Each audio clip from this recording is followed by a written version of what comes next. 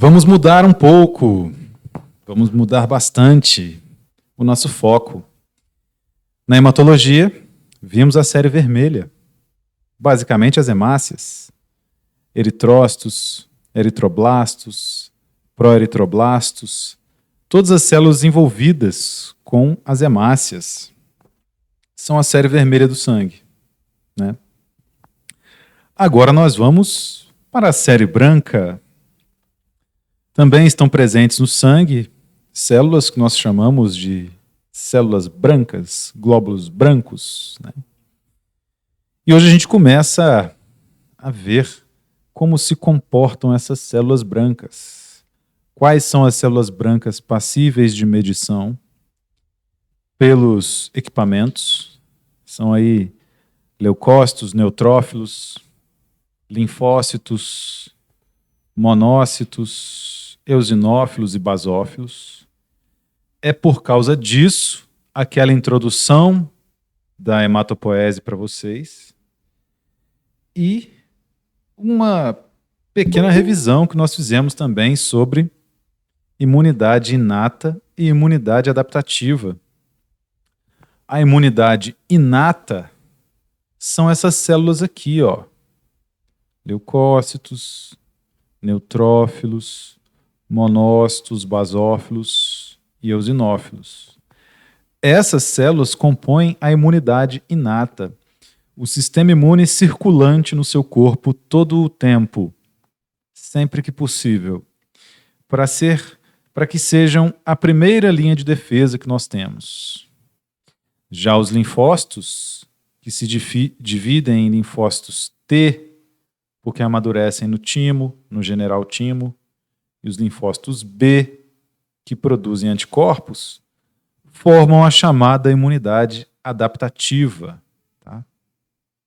Então, é de se esperar que, se há um aumento nesses elementos aqui, pertencentes à imunidade inata, leucócitos, neutrófilos, monócitos, eosinófilos e basófilos, fica mais tranquilo de determinar o que está acontecendo.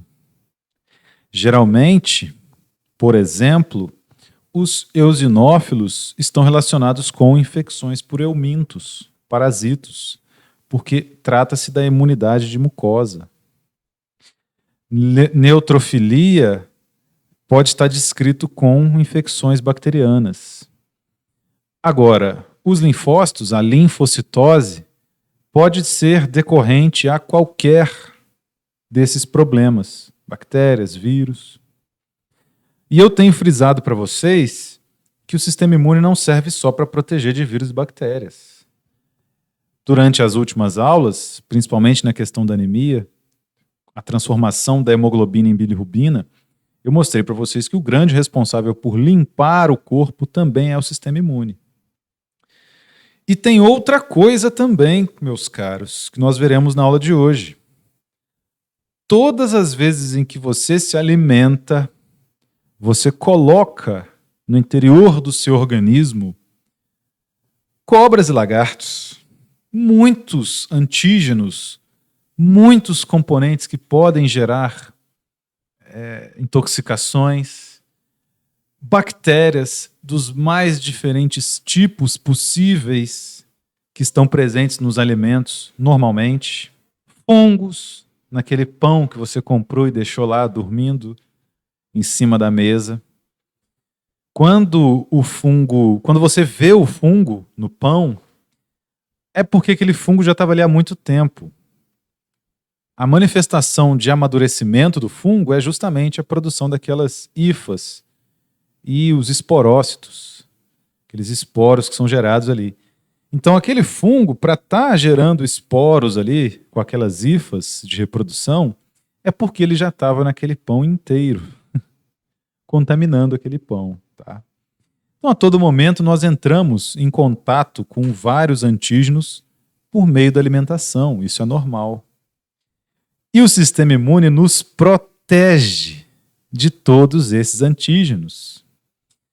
Em volta aqui do intestino, que é o contato direto que os enterócitos têm com o sangue para trazer os nutrientes, Você deve perceber também que lá na luz intestinal tem mais células bacterianas do que o total de células do nosso corpo. Então, essas bactérias ali presentes no intestino, que nos ajudam na digestão, também são um problema e precisam ser controladas pelo sistema imune. Então, não só antígenos, não só compostos químicos com potencial inflamatório, como também a própria microbiota intestinal, que nos auxilia bastante, devem ser controlados lá no intestino, cada vez que você se alimenta. Por que tem que fazer o jejum, professor Antônio? Nós já vimos que o jejum está relacionado com o protocolo de medida, por exemplo, dos lipídios, né? Colesterol total. Então, são feitas algumas... se infere que existem porcentagens de lipídios na VLDL fixas, e aí eu preciso desse jejum para garantir que só tenha VLDL circulante. E no caso do leucograma, por que tem que ter o jejum?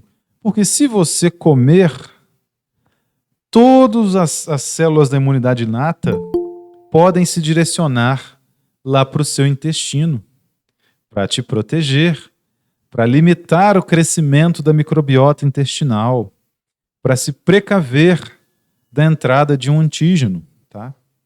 Então, é outra justificativa do jejum nos testes que avaliam os testes clínicos, né, da hematologia, no que diz respeito, nesse caso, às células da série branca. E aí veremos aí a contagem dos leucócitos e algumas fontes de erro. Eu já queria deixar bem claro para vocês o seguinte: vejam como varia bastante. Leucócitos são todas as células brancas. Existem até leucócitos que são contados que não estão aqui diferenciados, tá? E olha a variação do número de células para os pacientes. O que é normal de contagem de leucócitos? 3.600 a 11.000. Varia bastante de indivíduo para indivíduo, de etnia para etnia. Então, nunca utilize o leucograma como base única para a interpretação de um diagnóstico. Ele é uma ferramenta muito útil, auxiliando as observações clínicas do paciente ou outros exames, tá? Essa grande variação existente no número de leucócitos também provoca falsos positivos. Avaliar o leucograma só de acordo com as porcentagens está errado.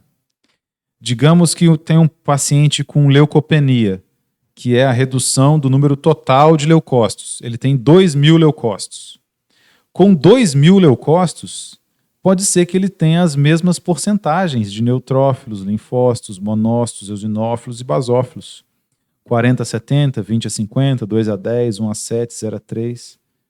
Com 1.000 leucócitos, com 1.000 células da série branca, pode ser que ele tenha as mesmas porcentagens aqui envolvendo neutrófilos, linfócitos, monócitos, eosinófilos e basófilos. Então, avaliar, primeiro, um diagnóstico utilizando só o leucograma está errado, e avaliar utilizando só as porcentagens também está errado. É preciso verificar os números totais de células. Tem exames que chegam direto dos pacientes na farmácia, que libera só com a porcentagem. Está errado. A gente precisa saber quantas células existiam naquele momento. Também, além de tudo. Óbvio que, se o paciente está normal, o laboratório nem precisa publicar isso aqui, já publica isso aqui mesmo, né? Mas, nos pacientes críticos, para uma avaliação correta, também é preciso verificar aqui os totais, ok? Sabe-se, você já percebeu que esse 40% a 70% é justamente o 1.500 a 6.800, né? com base nesses números totais aqui de leucócitos. Então, não confunda leucócito com linfócito. Leucócitos são todas as células da série branca. Então, o total de células. Por isso que aqui não tem porcentagem, mas seria 100%, por assim dizer. E aí a série branca das células que nós podemos medir, podemos encontrar, são neutrófilos, linfócitos, monócitos, né, eosinófilos e basófilos, que nós veremos na aula de hoje. Uma pequena revisão. Série vermelha, eritropoese, são as células vermelhas, as hemácias, anemias, e vimos o eritrograma. E hoje veremos aí a série branca também, o início da série branca, né? Células brancas e as funções dessas células do sistema imune. Os neutrófilos, nós falamos lá atrás, são neutros, né? Não se coram por corantes ácidos nem corantes básicos. Também são chamados de leucócitos polimorfonucleares. Veja aqui na figura que eles têm vários núcleos. Então, quando maduros, eles são chamados aí de polimorfonucleares. E constituem a população mais abundante de leucócitos, que são células brancas. Medeiam as fases iniciais das reações inflamatórias. Então, quando ocorre uma inflamação, eles são os primeiros a chegar, porque eles estão circulando em maior quantidade no nosso corpo. Seu núcleo é segmentado de 3 a 5 lóbulos e seus grânulos não se coram na presença de corantes básicos nem ácidos. Por isso esse nome, neutrófilos. E onde é que surge a neutrofilia? Quando que aumenta a quantidade de neutrófilos no sangue? Essa é a informação nova para a aula de hoje. É frequente nas infecções bacterianas, nas leucemias e nos processos inflamatórios. Então, digamos que o paciente chega com diarreia, dores abdominais, etc. Faz o eritrograma, não percebe nenhum problema em alterações na série vermelha. Faz o leucograma no setor de hematologia. E aí verifica uma neutrofilia, um aumento do número de neutrófilos circulantes. Pode ser que isso esteja associado a uma infecção bacteriana, certo? Lembre-se sempre, nunca julgue o diagnóstico com base apenas no leucograma. Utilize as demais características clínicas do paciente. Por quê? Porque neutrofilia é tanto uma infecção bacteriana intestinal quanto uma leucemia. E aí, percebam também como que é elástico o diagnóstico, né? Por causa da grande variação que existe na determinação dessas células. Ok? Eosinófilos. Seus grânulos contêm proteínas básicas que se ligam a corantes ácidos, né? A eosina, por isso esse nome eosinófilo. Nós também já vimos ano passado as células tronco que dão origem ao eosinófilo, na hematopoese. Eles expressam grânulos citoplasmáticos contendo enzimas danosas à parede celular de parasitas, mas podem também lesionar tecidos do hospedeiro. Então, quando você verifica uma eosinofilia no paciente, qual que é o possível diagnóstico? Essa eosinofilia é uma característica frequente em parasitoses, processos imunoalérgicos e também em leucemias. Ok? Basófilos possuem muitas semelhanças estruturais com os mastócitos, porém possuem uma origem diferente. Seus grânulos se ligam a corantes básicos, por isso o nome basófilo, de básico. Eles possuem receptores para anticorpos IgG e IgE. Então, os basófilos estão aumentados, existe a basofilia nos processos imunoalérgicos e leucemias, novamente. Vejam aqui o basófilo, cheio de grânulos. Quando ele percebe um anticorpo, vamos dizer que tem um basófilo aqui, e nesse basófilo está ligado uma IgG. Aí a IgG chega e encontra o antígeno. O antígeno é pólen. Inalou o pólen. O anticorpo que está ligado aqui ao basófilo foi sintetizado lá pelo linfócito B, mas se ligou aqui. Tá? Ligou no antígeno, o basófilo degranula. Joga o interior dos seus grânulos para o exterior do citoplasma, o conteúdo no interior dos grânulos. E aí o que eu tenho? Alergia, por exemplo. A mesma coisa acontece com os mastócitos, tá? Então é mais ou menos assim que funcionam essas células e as possíveis interpretações do leucograma. Monócitos, fagócitos, porque fazem fagocitose, mononucleares, consistem em células cuja função primária é a fagocitose. Então eles fagocitam nossas células velhas, células que estão próximas da morte, fagocitam bactérias, fagocitam células infectadas, desempenham um importante papel tanto na imunidade inata quanto na imunidade adquirida. Possuem núcleo em forma de feijão. Uma vez que entram nos tecidos, amadurecem e se tornam os macrófagos. Macrófagos possuem denominações especiais em diferentes tecidos. Célula de Kupfer e outros nomes para cada tecido onde eles são encontrados. Monocitose, que é um grande número de monócitos no sangue, é uma característica do quê? De infecções.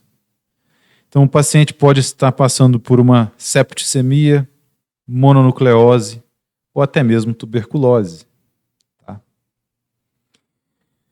Lembre-se que não é ver uma monocitose e já caracterizar como tuberculose ou mononucleose ou septicemia. São necessários os outros exames clínicos ou as outras características clínicas para fechar o diagnóstico. E você participará disso enquanto farmacêutico. E os linfócitos, que são imunidade adaptada, né, imunidade adquirida, são as principais células da imunidade adquirida. Únicas células do corpo que expressam receptores de antígeno distribuídos clonalmente, cada qual com uma especificidade distinta. Existem milhões de clones de linfócitos no corpo que permitem ao organismo reconhecer e responder a milhões de antígenos estranhos. Subdividem-se em linfócitos T e B. E quando estão aumentados, meus amigos? Quando existe a linfocitose. Isso acontece onde? Infecções virais agudas. Ou infecções crônicas, como a tuberculose e a sífilis. Leucemias, novamente, e amidalites. Então, agora, no caso do Covid, esse poderia ser um filtro para verificar se o paciente, de fato, está infectado em condições de combater a doença. Porque a principal defesa que o corpo tem contra o vírus não são, de fato, os anticorpos. É a imunidade celular. São linfócitos T, CD8, que são os citotóxicos, as células natural killers também. Porque é muito mais fácil matar a célula que está infectada pelos vírus, né? Tem diversas partículas virais aqui no interior da célula. O mesmo exemplo que eu dei para vocês em relação ao formigueiro. Imagine que você quer destruir um formigueiro que está cortando os seus pés de couve no seu quintal. Se você ficar na boca do formigueiro tentando matar formiga por formiga, não vai dar certo. Agora, se você destrói o formigueiro inteiro, é muito mais eficiente. Aqui também, se eu espero que os anticorpos se liguem a cada vírus que está disperso aí no sangue, vai demorar muito tempo para acabar com a infecção.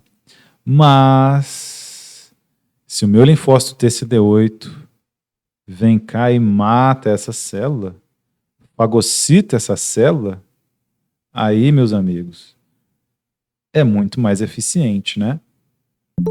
Então, é isso que, na verdade, acontece com a imunidade contra vírus, infecções virais. Então, é por isso que existe linfocitose nas infecções virais.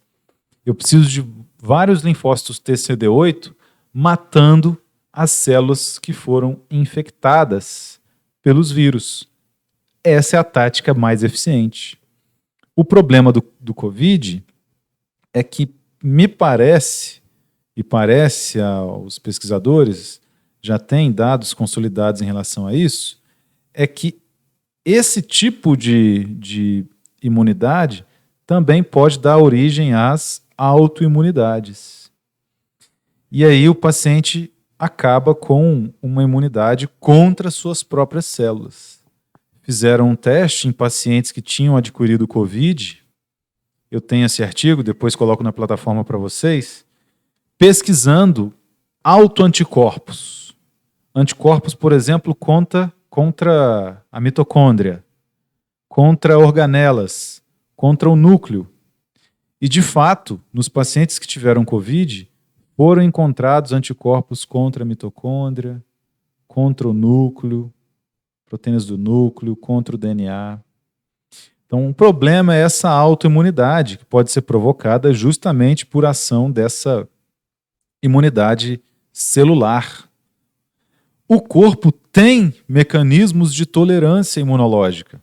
A todo momento pode ser que você desenvolva uma autoimunidade. Só que aí o corpo se adapta a essa autoimunidade, né? Reedita os anticorpos, por exemplo, o fragmento variável do anticorpo é reeditado para não interagir mais com um componente interno. Já falamos sobre isso também. Só que no pulmão, naquele momento, não dá tempo. Aquela autoimunidade ocorrendo no pulmão é extremamente prejudicial, que impede as trocas gasosas. Então, o perigo do coronavírus não é tanto por causa do vírus, é decorrente da reação imune que ele provoca e de possíveis efeitos autoimunes que se desenvolvem como coágulos naquele local, impedindo as trocas gasosas, impedindo que o paciente consiga respirar de forma adequada. Tá? Aí, novamente, aquele quadro da hematopoese para vocês, simplesmente para ilustrar onde essas células estão no processo. Então, nós temos aqui a célula-tronco pluripotente lá, dando origem a CF Gen. E aqui no finalzinho, macrófago, neutrófilo, eosinófilo, mastócito, linfócito B, linfócito T. O linfócito B amadurece na medula óssea e o linfócito T tem parte do seu amadurecimento lá no timo. O sistema hierárquico de maturação das células hematopoéticas inicia com a diferenciação das células-tronco em células pluripotentes comprometidas ou com a linhagem mieloide ou com a linhagem linfóide. Então, a linhagem linfóide é dos linfócitos, a imunidade adaptativa. E a linhagem mieloide é que gera as células da imunidade inata. Ok? O termo comprometida ou comprometimento celular significa que a célula progenitora iniciou a diferenciação e essa é irreversível. Ou seja, a célula diferenciada não retorna à forma da progenitora. Existem duas teorias sobre como ocorre o comprometimento celular. Como é que essa célula acaba se tornando uma célula, um mastócito, um eosinófilo ou um linfócito? A primeira teoria diz que o comprometimento celular se dá pela ligação de fatores de crescimento a um receptor específico. Então existem hormônios e, de forma geral, aí, fatores de crescimento que chegam lá na medula óssea e comandam a diferenciação dessas células. Determinam o seu comprometimento com alguma dessas vias. Lá em cima se vai ser linfóide ou mieloide, e aqui embaixo se serão macrófagos, neutrófilos, eosinófilos, mastócitos. Essa ligação torna a célula ativada, ou seja, desencadeia uma sequência de expressões gênicas que levam a célula a um processo de diferenciação morfológica específica e irreversível. Então não tem como essa célula voltar atrás. E a segunda teoria propõe que as mudanças nas expressões gênicas que levam à diferenciação celular ocorrem ao acaso e não são influenciadas pelo ambiente. E aí, meus amigos, vocês acham que isso aí ocorre ao acaso? Olha os fatores de crescimento.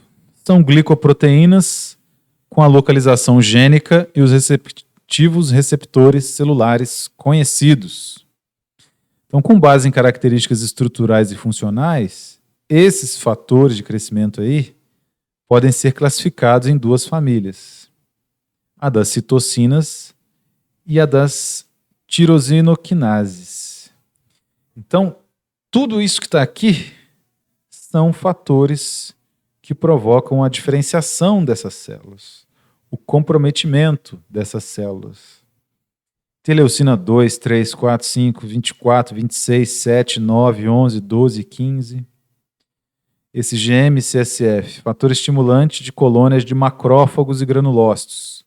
IFN, interferon alfa, tem interferon beta, tem interferon gama.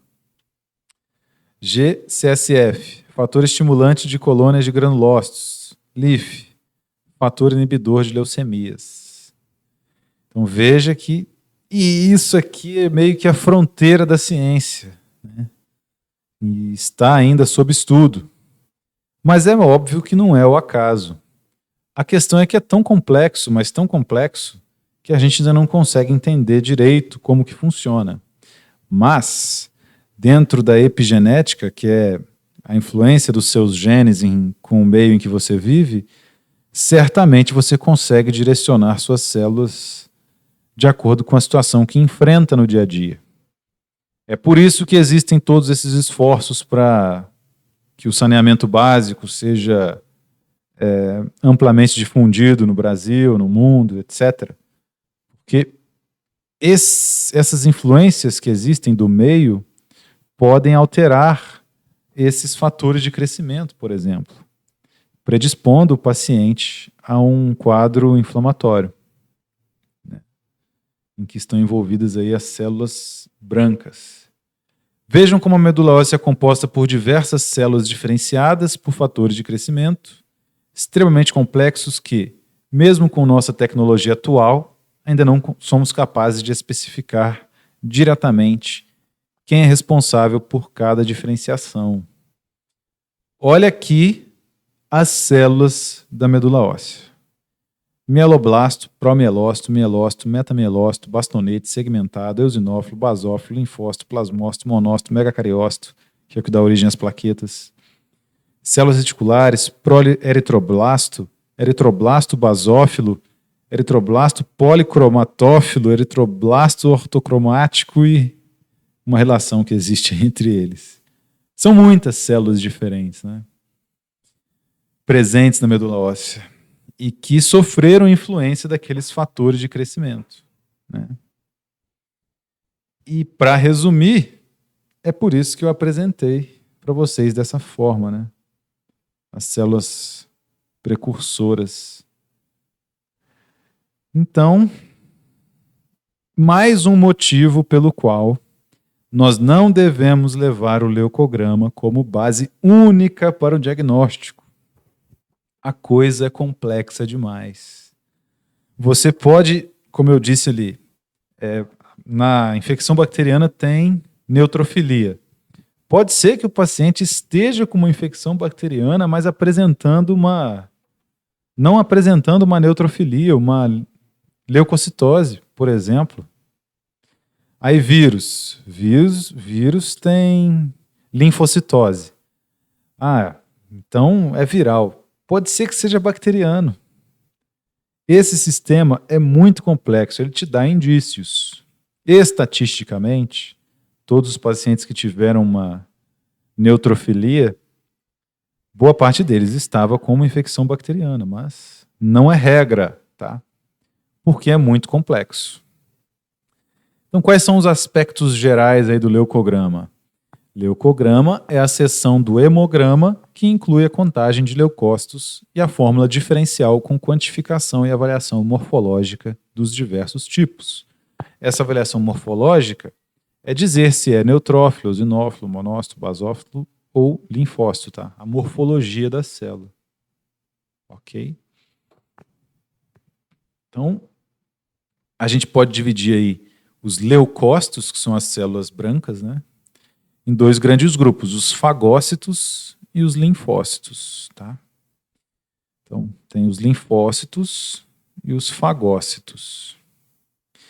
E esses são os valores aí que nós podemos encontrar dessas células. A contagem desses leucócitos está sujeita a diversos erros, muitos erros. Nunca aceite a leucopenia sem pesquisá-la. Leucopenia é a redução do número total de leucócitos, de células brancas. Pode ser que o paciente esteja com alguma patologia, pode ter sido um erro de amostra. Pesquise primeiro, um erro de amostragem, né? Um erro de diluição. Aglutinação de neutrófilos provoca leucopenia e pode ser identificada no esfregaço em pequeno aumento. Então, podem existir fatores externos que dão origem a um leucograma totalmente errado. Neutrófilos podem se aglutinar, por exemplo. Linfócitos podem se aglutinar. É visto em alguns casos de leucemia linfocítica. Pode existir a presença de agregados plaquetários na amostra. E nesses agregados plaquetários, pode ser que eles sejam contados como leucócitos nos aparelhos. Amostras refrigeradas podem ter suas proteínas precipitadas. Quando precipita a proteína, elas formam um precipitado e são contadas junto, isso aumenta consideravelmente a contagem de leucócitos. É por isso que eu mostrei para vocês como é que funciona o contador na aula passada. Passou a célula aqui, vai passar uma corrente, né, entre os dois eletrodos. Passou um, gerou corrente, contou uma. Passou outra, outra. Passou outra, outra. Aí depois determina a área embaixo da curva de todo o sinal que foi gerado e determina se era um leucócito, se era um... né? Primeiro isso acontece para todas as células brancas. Depois isso acontece aí para cada uma delas, em específico, nos grupos. Mas um agregado plaquetário que passe aqui vai ser contabilizado como leucócito, como célula branca. Ok? Por isso que essa análise está sujeita a diversos erros. Ela complementa o diagnóstico. Não deve ser utilizada unicamente como diagnóstico. Lipídios, sem jejum de 12 horas, lipídios presentes também podem aumentar a contagem de leucócitos. Veja mais uma importância do jejum para a realização dos exames. Eles também, esses lipídios, vão formar alguns agregados que serão contados aqui no aparelho, junto das demais células, tá? Então, esses são problemas que nós podemos encontrar nessa contagem. Em contadores de pequeno porte e modelos mais antigos, de grande porte, os eritroblastos podem ser contados como leucócitos. Então ainda tem esse problema. O eritroblasto lá, que é o precursor da hemácia, precursor do eritrócito, ele pode ser contado como leucócito. Aí depois você tem que descontar esses valores na contagem do microscópio. Mas eu tenho certeza que muito provavelmente vocês não enfrentarão essa realidade mais. Isso aí é para minha época, não para de vocês. No preparo da amostra, é necessário lisar os eritrócitos. Eritrócitos resistentes à lise podem interferir na contagem. Então, para contar os glóbulos brancos, eu preciso quebrar os glóbulos vermelhos. Pode haver também contaminação in vitro da amostra, com crescimento microbiano no sangue conservado. Pode causar leucocitose ou trombocitose. Por Porque aí, essa contaminação in vitro, se entram bactérias ali na amostra, por exemplo, formam-se agregados plaquetários, né, em resposta. Os neutrófilos, os basófilos, os macrófagos que estão ali na amostra, vocês acham que só porque saiu do corpo eles morreram? Eles ainda vão ficar vivos ali. Se ele encontra uma bactéria, ele fagocita ela. Ele não dá bobeira, não. É por isso que a contaminação in vitro pode gerar aí a leucocitose, que é a diminuição do número de leucócitos presentes no sangue. Só que é um falso negativo, né? Na verdade, essa diminuição do número de leucócitos aconteceu só na amostra. No paciente estava tudo bem, porque houve uma contaminação in vitro. Outro aspecto relacionado à contagem de leucócitos. Vejam essa figura que eu trouxe aqui para vocês, que interessante. Isso aqui é o intestino, não é? Esses pequenos pontos aqui são os linfonodos. Então, isso é mais uma demonstração de que se aquelas células do sistema imune circulantes no sangue aqui, te protegendo, encontrarem um antígeno que escapou para o interior da corrente sanguínea, junto lá com os nutrientes, esse macrófago que pegou essa bactéria vai no linfonodo, apresenta um pedacinho de proteína dessa bactéria para o linfócito T. O linfócito T passa a tentar capturar essa bactéria no restante do seu organismo. Se ele apresenta esse pedacinho de bactéria para um linfócito B, o linfócito B de bola vai produzir anticorpos contra esse fragmento de proteína. E esses anticorpos vão passar a circular no seu corpo inteiro, te protegendo então de possíveis infecções. Se você já viu matar porco na roça, o redanho que a gente tira lá do intestino, ele tem esses linfonodos aqui. É possível verificar esses linfonodos no porco também.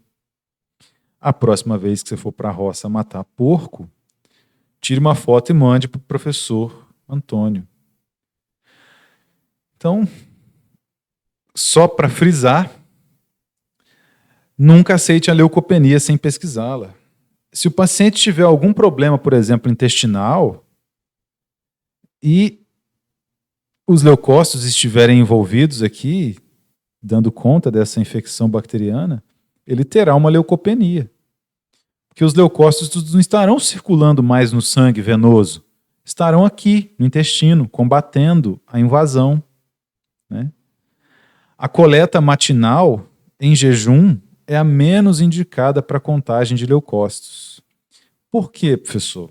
Que eu não vou colher de manhã para contar, então? Porque a contagem matinal é influenciada pelo número de horas de sono e pela atividade tardia da noite anterior. Então, antes de dormir, no dia anterior, né, aquelas 12 horas, 6 horas da tarde, o paciente comeu bastante, muito. Comeu alguma coisa que ele não estava acostumado, não fez uma refeição leve. No dia seguinte, ainda digerindo toda aquela comilança, onde é que estão os leucócitos dele? Estão aqui no intestino. Enquanto ocorre o processo de digestão, eles estão aqui, patrulhando, controlando, ver se está tudo correndo bem, se as bactérias estão fazendo o papel delas. Porque você há de convir comigo que, quando o alimento chega no intestino, meus caros, aquelas bactérias que estão ali, elas aumentam, se multiplicam estrondosamente em número. Alguém tem que matar essas bactérias, então. É o sistema imune que se encarrega disso. Refeições abundantes causam diminuição da contagem, talvez pelo afluxo de leucócitos para as vísceras. Então, os leucócitos têm que ficar aqui patrulhando o intestino, por isso que eu tenho uma leucocitose nesse paciente. Deve ser preferida a coleta no final da manhã ou entre 15 e 18 horas, mínimo 2 horas após o almoço. O paciente não deve fazer esforço físico e também não deve comer demais no almoço. Faça uma refeição leve, de fácil digestão. Todas essas grandes variações, erros e questões técnicas dos aparelhos inviabilizam a utilização exclusiva do leucograma para avaliação clínica. É necessário associar o leucograma com as demais características do paciente. É por isso que temos que desenvolver o raciocínio clínico. Não adiantava eu vir aqui dizer para vocês como é que faz o leucograma. Coleta aqui, põe aqui no aparelho, faz isso, etc, etc. Porque não é isso que você vai precisar ter, simplesmente.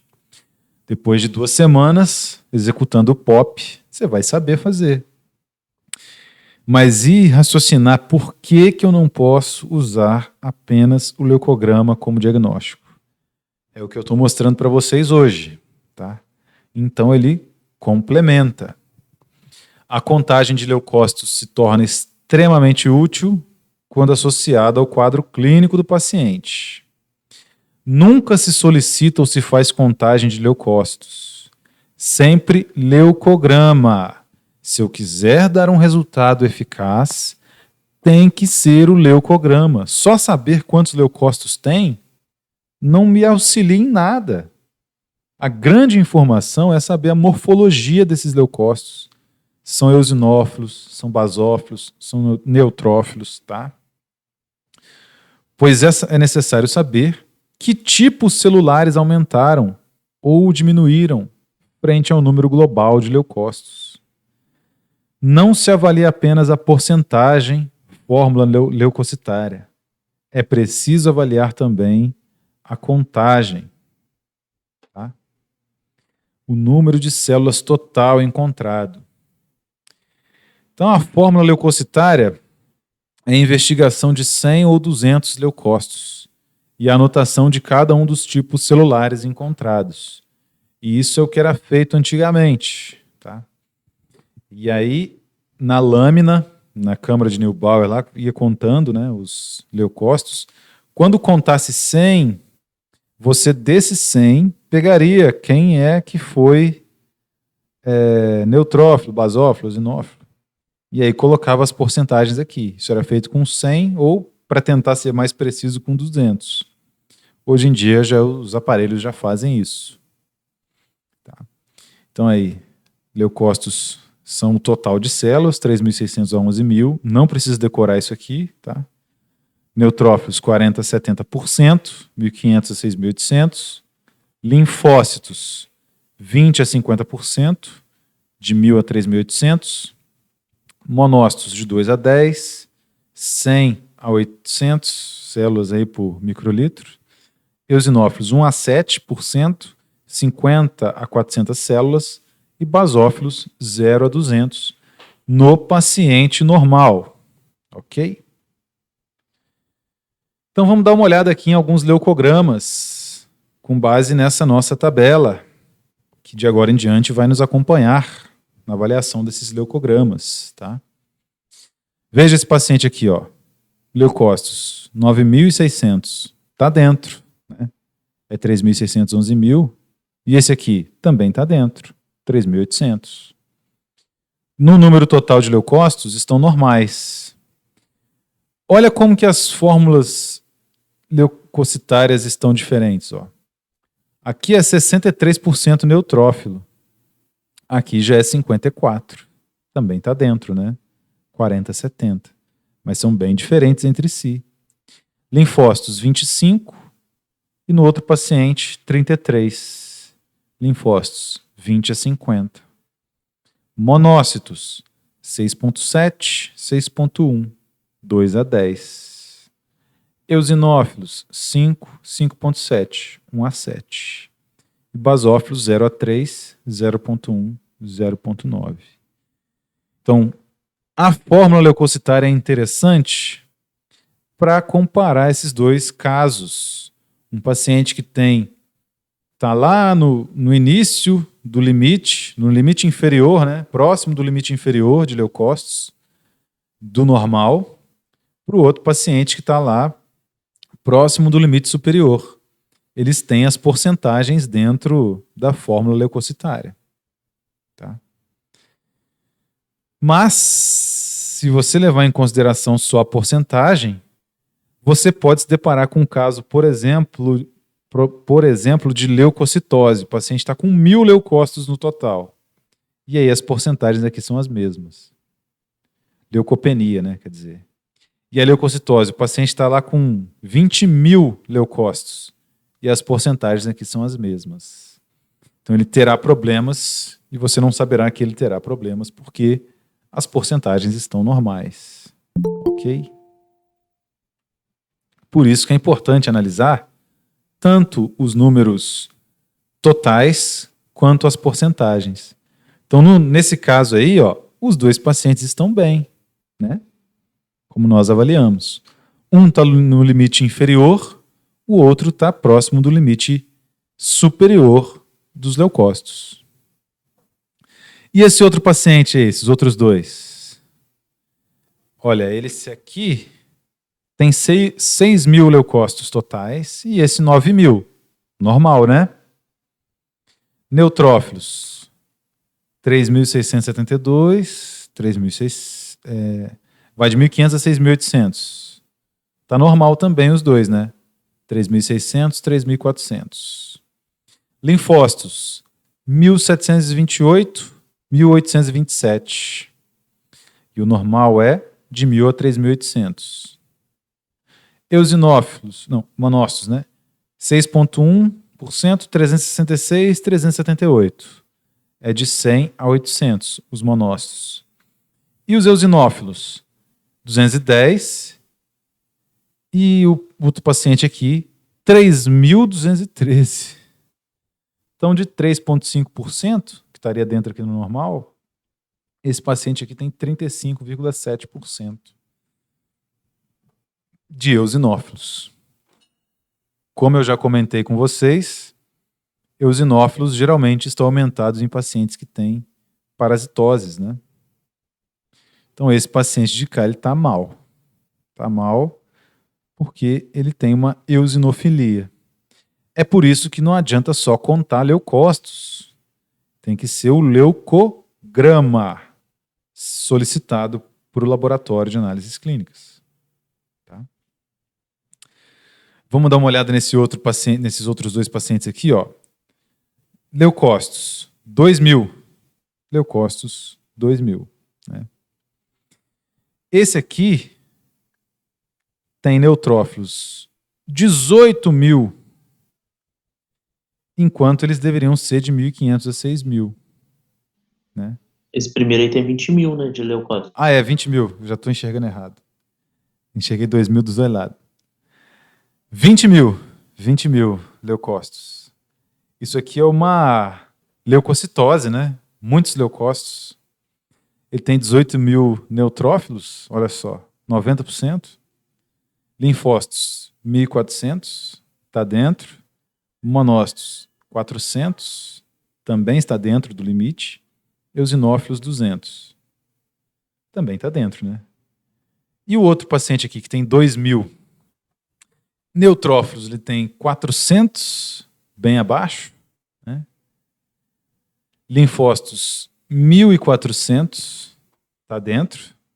Monócitos, 160, está dentro também do limite aceitável.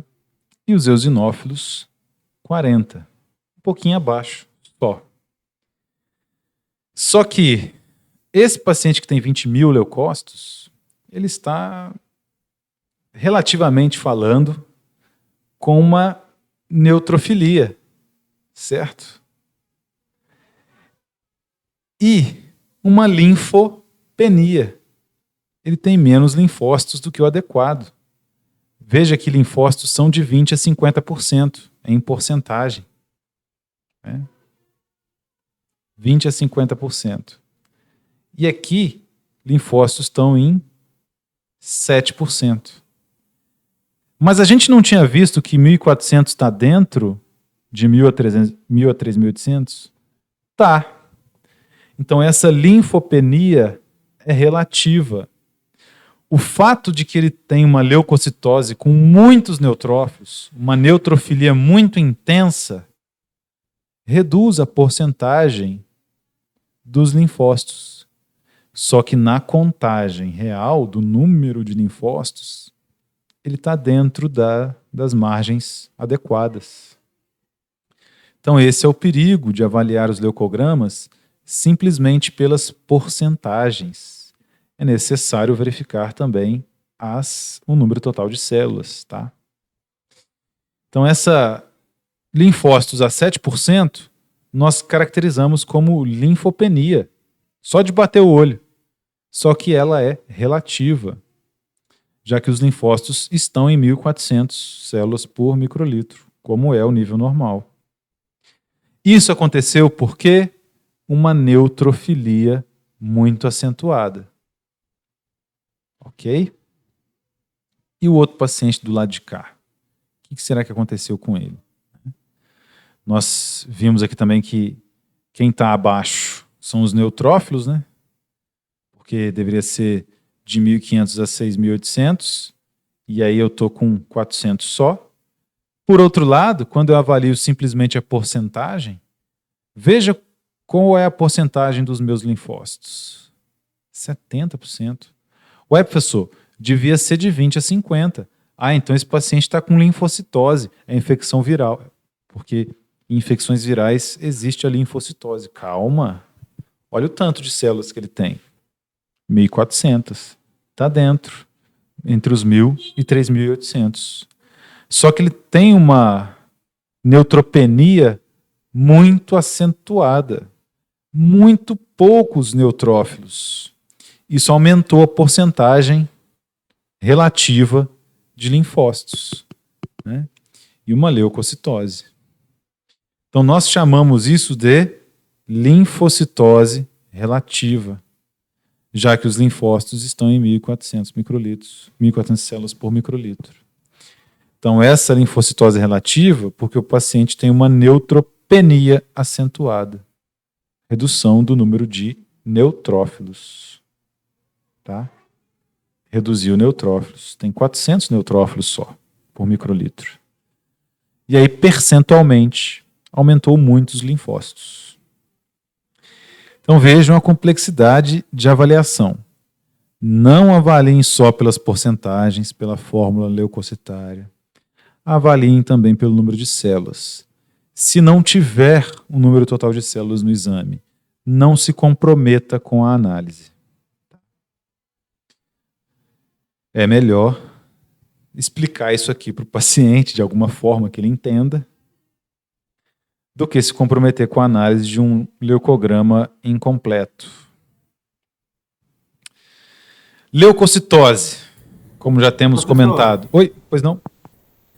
Eu não sei se eu cheguei um pouco atrasado na aula, não sei se o senhor comentou alguma coisa, mas como é que seria a tratativa ou o funcionamento com relação à limítrofe em relação a esses resultados?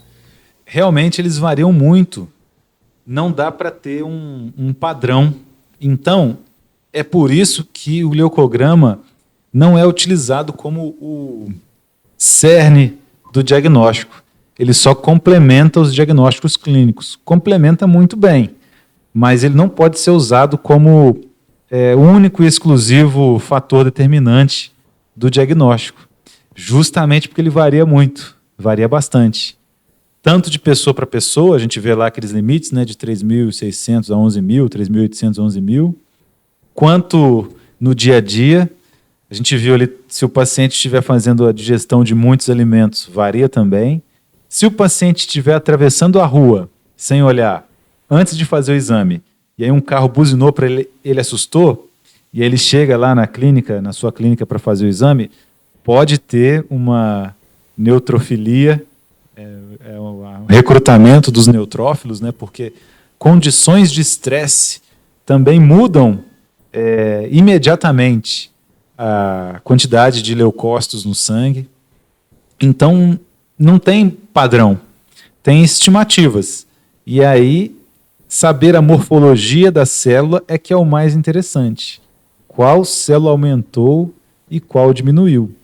E nem sempre contar com as porcentagens. Tem que ver na prática quantas células tem.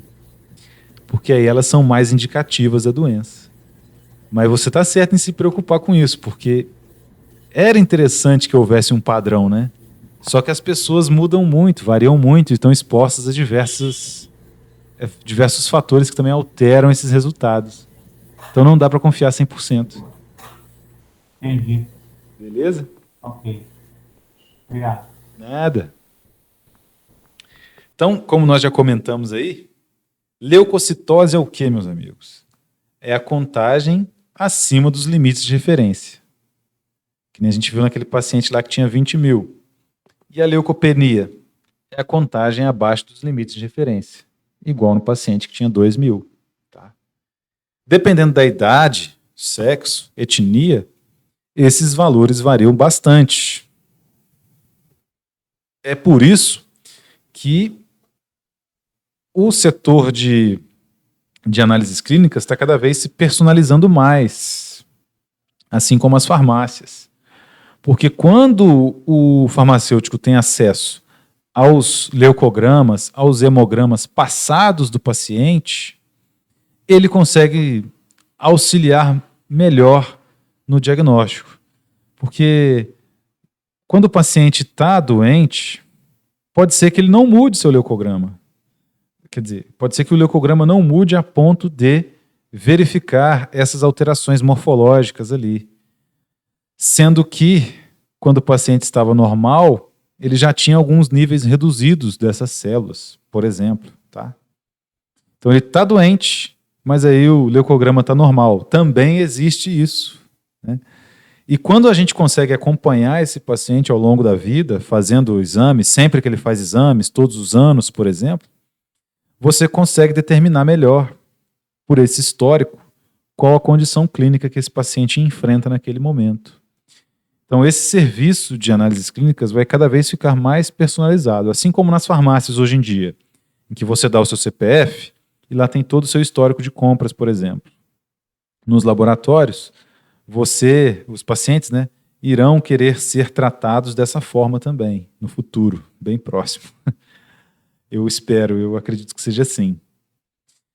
Quais são outras fontes de erro que fazem com que nós não possamos utilizar o leucograma como base do diagnóstico?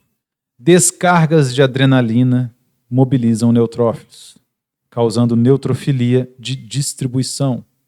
Pânico e choro da criança. A criança tem medo de agulha. Se ela começar a chorar, gritar, não adianta confiar nesses dados que serão obtidos, tá? Que também mobilizam neutrófilos, leucócitos em geral, o estresse, né? Adrenalina, convulsões, choques elétricos, taquicardia, podem causar uma neutrofilia fugaz. Doses farmacológicas de corticoides podem causar neutrofilia. Quem que são os corticoides? São os medicamentos que se parecem quimicamente com o cortisol. O cortisol é o hormônio do estresse, entre aspas, coordena diversos aspectos do metabolismo e também pode causar aí a neutrofilia nesses pacientes. Tá? Então, se o paciente estiver fazendo uso de corticoides, ele tem que informar o farmacêutico, porque pode ser que ele encontre algum problema ali no paciente, né? Nos exames. Anestésicos causam neutropenia. Citoses e penias relativas nada significam, como eu mostrei para vocês no exemplo anterior. Então, se ela for relativa, na verdade, ela não significa absolutamente nada. E aqui eu trouxe para vocês os principais marcadores dos linfócitos B e suas características, e os principais marcadores dos linfócitos T e suas características, caso lá na frente você queira fazer um concurso, tá? Não é para estudar, isso aqui não cai na prova, mas fica aí como curiosidade para você já ir decorando. Se quiser fazer uma residência em análises clínicas, se quiser fazer um concurso aí para o Exército, né? Para a Marinha. Então veja que existem vários marcadores dos linfócitos B, né? Os linfócitos B expressam imunoglobulina no citoplasma durante a sua maturação e diferenciação. No linfócito B maduro, estão expressas na membrana citoplasmática para secreção. Esse marcador, além de caracterizar o linfócito B, pode correlacioná-lo com o estágio de maturação. Então, como que eu acho Como que eu diferencio o meu linfócito B? É porque ele tem essas imoglobulinas aí citoplasmáticas, né? Ou então ele tem na sua membrana aí o CD5. São encontrados em uma pequena porcentagem de linfócitos B e em linfócitos T. Linfócitos B CD5+, são encontrados na vida fetal e em 90 a 95% dos casos de leucemia linfocítica crônica de célula B. Então, o linfócito B terá aí a CD5 na sua membrana. Quem que é a CD10? CD é Cluster Differentiation, né? É um jeito de descrever essas proteínas. E como elas devem ter sido descobertas em ordem, né, foram dando esses números aí para ela. CD10 é uma glicoproteína, expressa-se nos estágios iniciais de diferenciação do linfócito B e regula a maturação. CD19 é uma fosfoproteína, expressa-se durante todo o estágio de diferenciação do linfócito B, não está presente no plasmócito, que é o linfócito B maduro, o plasmócito. Está correlacionado com a ativação celular, porque fosforila resíduos de tirosina por meio da ativação das tirosina quinases, etc, etc, etc, tá? São aí algumas características dos linfócitos B. E também temos as características dos linfócitos T, os cluster differentiators deles, né? CD1, CD2, CD3, CD4. Os mais importantes são CD4 e CD8, que a gente sempre ouve falar, né? CD4 é uma glicoproteína que age como moléculas de adesão, aumentando a afinidade pelos receptores da célula T. Reforça a interação do linfócito T com outras células. É o receptor que o HIV usa para entrar na célula, inclusive, tá? A gente sabe que o HIV é um vírus, que é um parasita intracelular obrigatório dos linfócitos T, CD4. Se eles têm lá o CD4 abundante na membrana, eles são mais atacados pelo vírus HIV. E o CD8, presente nos timócitos, linfócitos T citotóxicos e subpopulações de células natural killers. Então tem CD8 também na célula NK, famosa célula natural killer. Liga-se especificamente às moléculas de classe 1 do MHC, complexo principal de histocompatibilidade. Atua como um correceptor dos receptores de célula T, aumentando a ativação do linfócito T. O que é o MHC, complexo principal de histocompatibilidade? O que é o MHC de classe 1? Vamos fazer um link aqui lá com o início da aula. Conhecimentos gerais aqui sobre a clínica dos nossos pacientes. Célula está infectada pelo vírus, né? O vírus está aqui no interior da célula se multiplicando. Todas as suas células nucleadas podem recorrer a esse mecanismo do MHC de classe 1. Aqui no interior da célula é sintetizada uma proteína que gruda num fragmento de proteína desse vírus. Tá. Essa proteína fica dentro de uma vesícula. Essa vesícula se funde com a membrana. Essa proteína aqui fica apresentando, então, esse pedacinho do vírus. Quem que é essa proteína roxinha? É o MHC de classe 1. É um método que a célula tem para demonstrar para as outras células de que ela está passando muito mal de acordo com essa infecção. Onde que entra o linfócito aí, professor?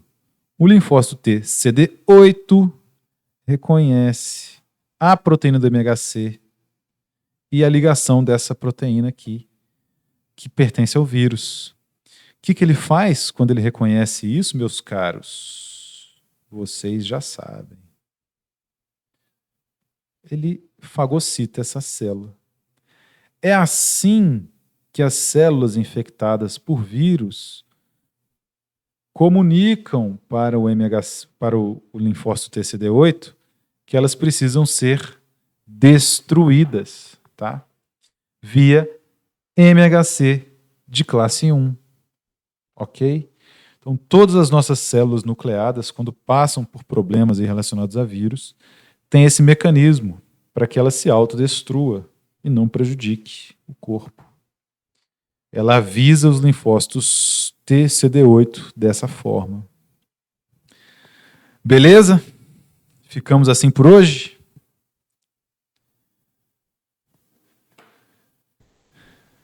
Duas questões do questionário lá para vocês também.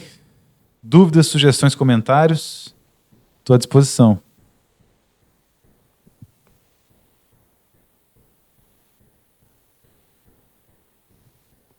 Tranquilo, mas cheguei atrasado hoje, não deu para pegar a aula toda, eu vou ter que dar uma olhada aqui no início. Não, você não perdeu muita coisa, não. É só aquilo que eu expliquei para você mesmo. Só que eu falo mais devagar também, né, com outros exemplos, mas é exatamente aquilo. Das vulnerabilidades que o leucograma tem. E nas próximas aulas, é claro, nós veremos aí com mais profundidade o leucograma, tá? Hoje foi só a introdução mesmo do tema para vocês, para não ficar muito pesado. Entendi. E nessa questão de hematologia, professor, como é que está vendo a questão da gente estar fazendo alguma coisa realmente prática? Só marcarmos uma aula lá com o Moisés no laboratório. Se vocês tiverem interesse, a gente vai lá, faz coleta e faz os exames, né? A gente pode ver, dosar hemoglobina, por exemplo. Leucograma não dá para fazer, porque ninguém vai ficar de jejum, né? E aí vai dar errado, com certeza. Mas a gente pode dosar hemoglobina, fazer o hematócrito, que é comum, fazer um colesterol. Só que tem um grande problema dessas aulas que eu enfrentei no período passado. Todo mundo fica conversando, porque como vocês não estão se vendo, né? Na hora que marca essa aula, fica todo mundo conversando lá e ninguém faz nada. E também ninguém estuda o protocolo antes, então fica perguntando o tempo todo o que tem que fazer. E aí a aula que era para ser rapidinho, demora um tempão, o pessoal não presta atenção. Então eu preciso que vocês se comprometam comigo mesmo, de no dia que a gente marcar a aula lá, seja de fato para executar a prática, e não ficar de brincadeira. Entendi. E aí, no caso, poderia... Eu não sei, essa matéria, ela está relativamente tranquila, igual a matéria de ontem, no caso? Por exemplo, no caso, no dia 24, dia 31, estaria folgado, ou teria que ser algum outro dia para ser feito antes da prova, no caso, né? Ou não necessariamente tem que ser antes da prova? As aulas práticas? Isso. Elas são mais lá para o final, né, da disciplina. Mais para o final mesmo? É. Ah, tá. Quando a gente acaba aí, vai acabando as disciplinas, sobram algumas aulas no final e aí a gente faz as práticas. Entendi. Então tá tranquilo. Aí deixa mais para frente, então, né? Beleza? Beleza, então. Ficamos assim, então, meus amigos. Fiquem com Deus. Um excelente final de semana e até semana que vem, se Deus quiser. Até mais. Boa noite. Até boa noite. Obrigado, professor. Boa noite. Boa noite. Tamo junto.